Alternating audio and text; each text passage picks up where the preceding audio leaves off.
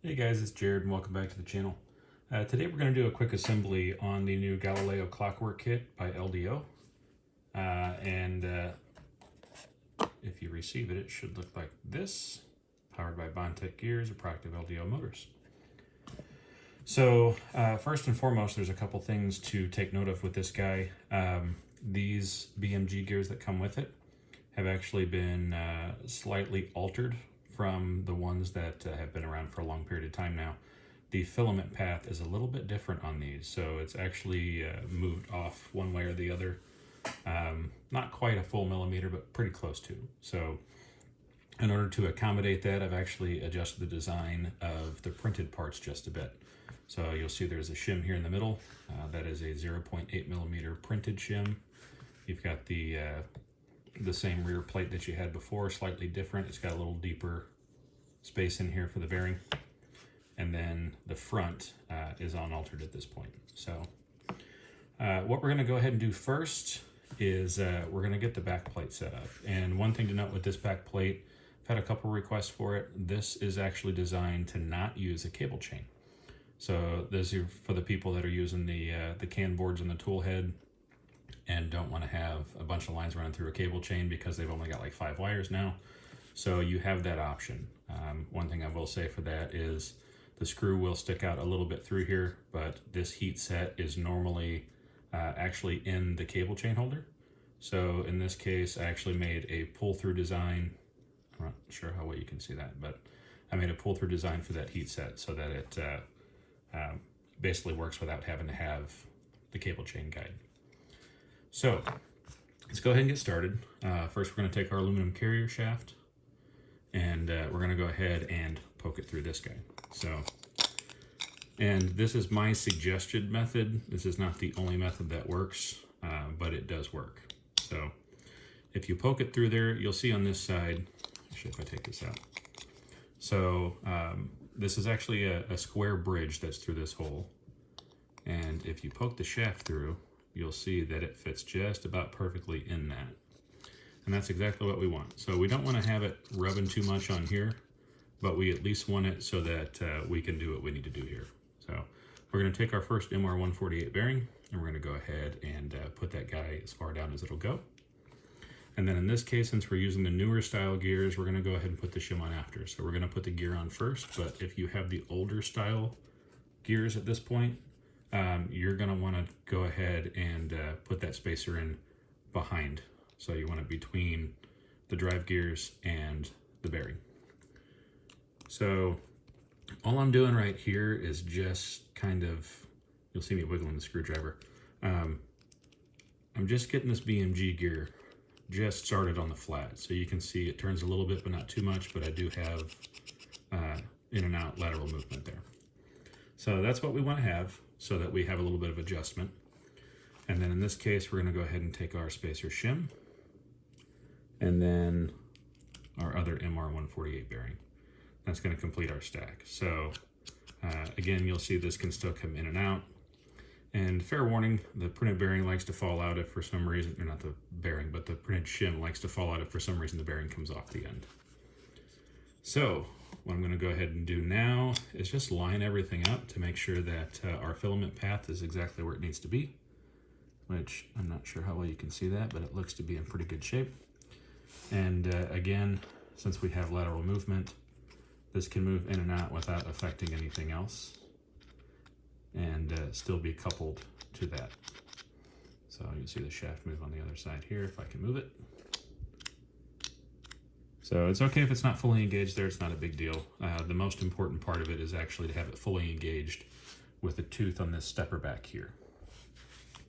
So now that we kind of have that together and we're sure the filament path works and everything else looks good, what we're going to go ahead and do is take our 3 planetary gears, set them in place. They already have the bearings installed in them straight from LDO, so no extra work there. And normally you would grease this. In this case, I'm not going to because I'll probably just disassemble this at some point in the near future. But for running, you are going to want a little bit of grease in here. And then we're going to take the ring gear housing. This is also injection molded, just like the sun gears out of POM, which is basically a generic Delrin. and set it in place. So this is what our stack looks like at this point. And then we'll go ahead and take the stepper, and I prefer to have wires out to the top left as opposed to the bottom right. But we'll take the stepper, and you kind of have to do a little magic here. You kind of got to wiggle this to get it into the 3 gears, but once you get it in there, it should fall right into place. Now, with that as we sit, we're going to have to pull this back apart so that we can actually put a couple screws in here.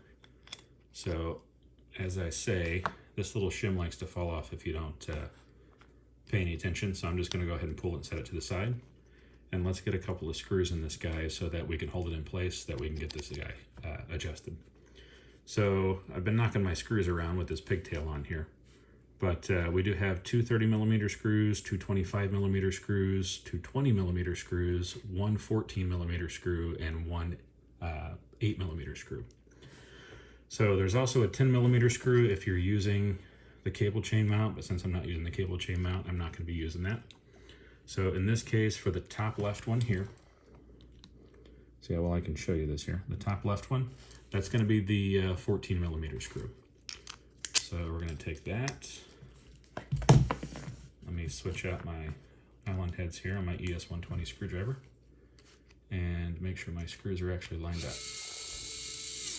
So just get that slightly snug. And then for the other side, we're going to use a 20mm instead of a 14.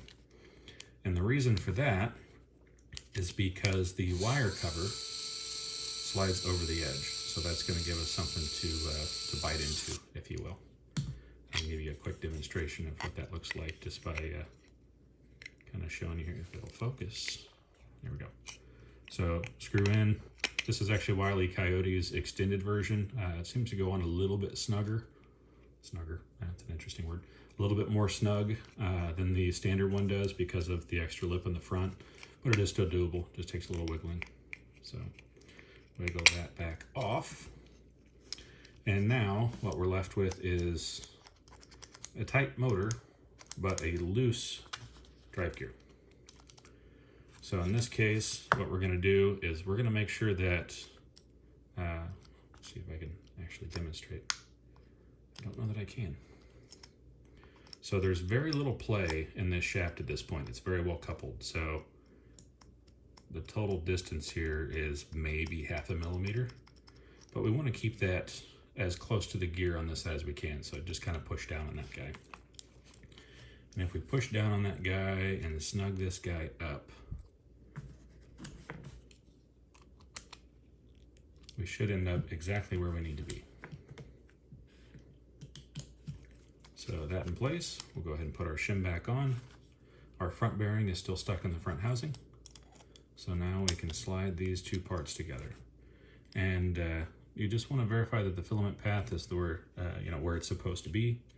And it does look like, with everything aligned here, that shim is actually just kind of sitting in there. So that may be something I have to adjust the size on and verify again. But our filament path is where we need it, and that shaft is not going to have any additional play outward that's going to cause any issues with that. So basically, we're in good shape. So all the rest of the parts have to go together in a certain order. So first things first, up here in the top, we're going to go ahead and put the shuttle in. And you can either slide this in this way, or you can pull the front back off and do that before you put it in there. But once the shuttle is in, make sure it's fully seated back here, and then drop the actual latch in on top of it.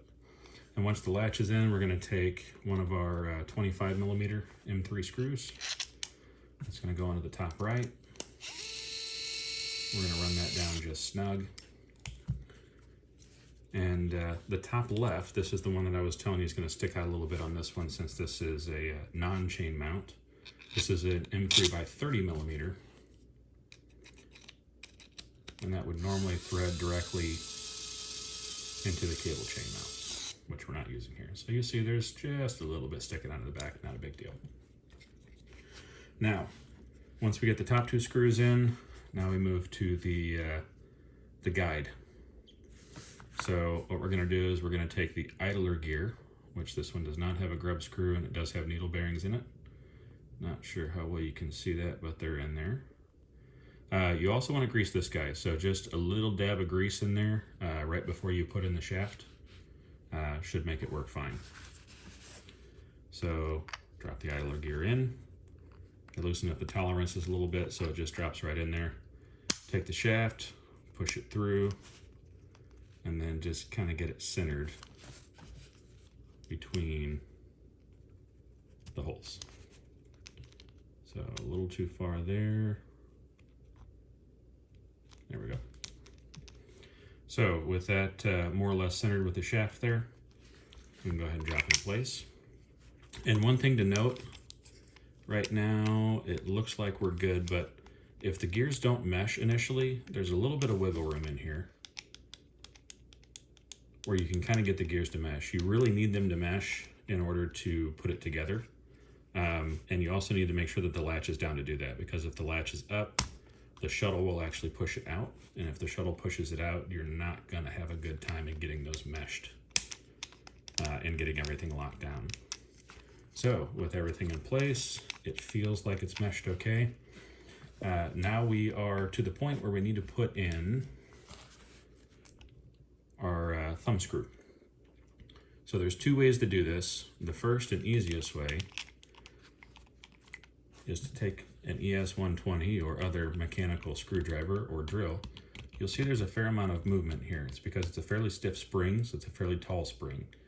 If you push it all the way in and you start the rotation process on there, it goes in nice and smooth. If you don't have an electric screwdriver or a drill or anything else that you can use for it, I'll show you the other way that's easiest. So again, it takes a fair amount just to get down to the heat set that's in the front body.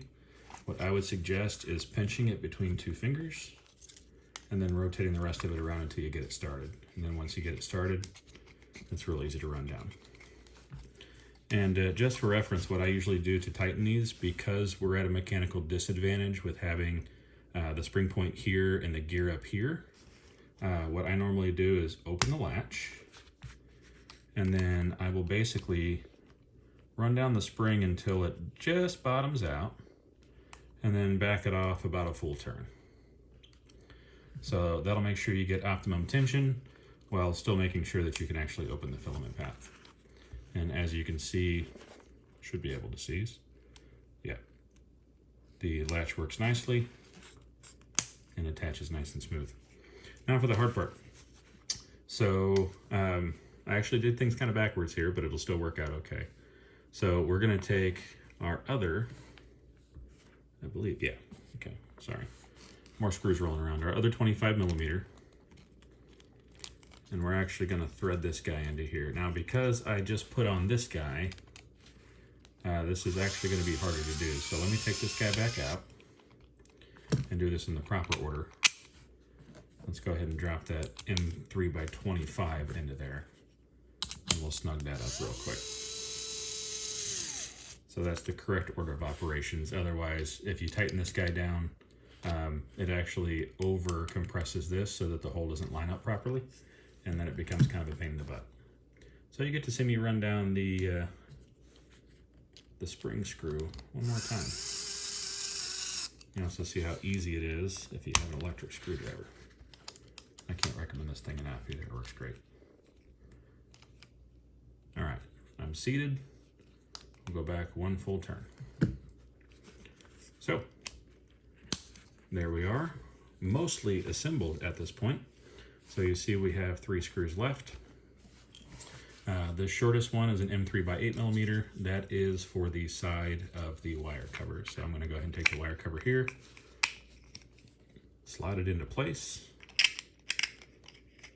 take the M3 by 8,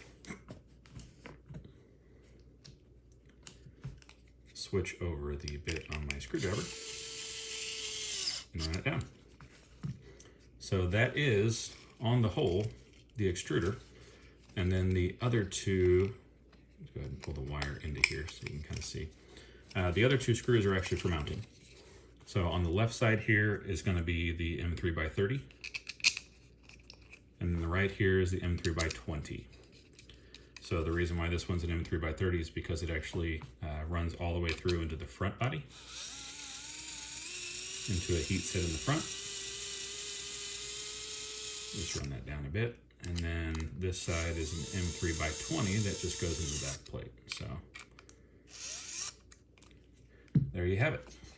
So this would be where it mounts to your X carriage, and the rest of it is kind of how we have it in place. The only thing you're missing at this point are the little sections of PTFE. The one section on bottom in particular, you'll have one in here that then goes down to your hot end side. So, and I actually happen to have sitting in my background a hot end side, if you will.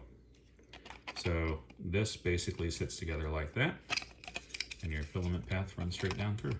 So, and I actually did not plan that. So having a drag and mount sitting there is kind of a monopoly version of a bank error in your favor, collect $200. So there you go.